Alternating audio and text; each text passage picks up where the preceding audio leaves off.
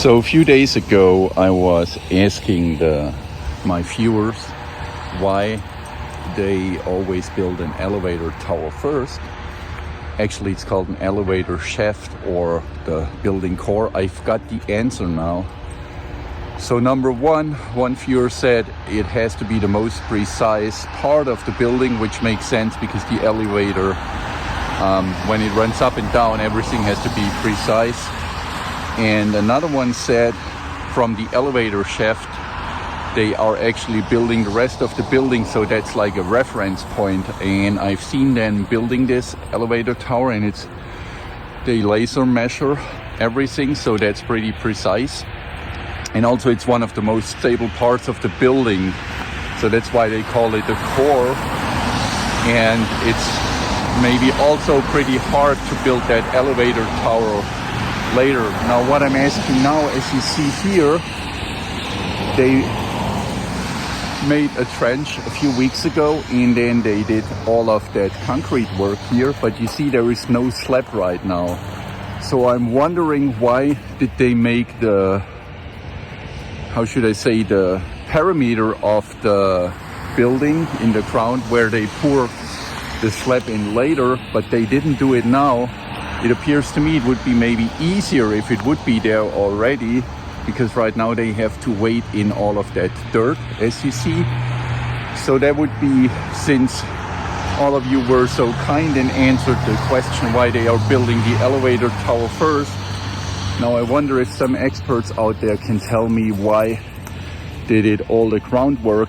Like, I know this one, that's like, I'm pretty sure that's to insulate against the water later.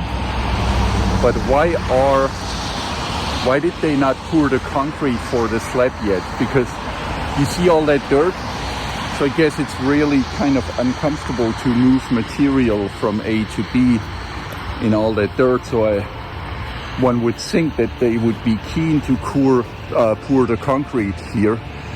And the elevator tower now, it's gonna be a 3-story building.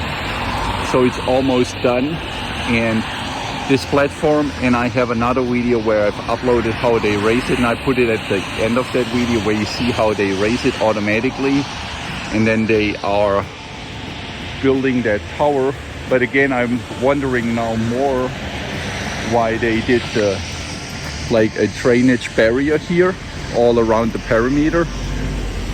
But why didn't they pour the concrete? As I said before, you see all that mud and dirt and how deep that goes. So why wouldn't you do that? I just don't get it. I get it now with the elevator tower. Let's have another look here.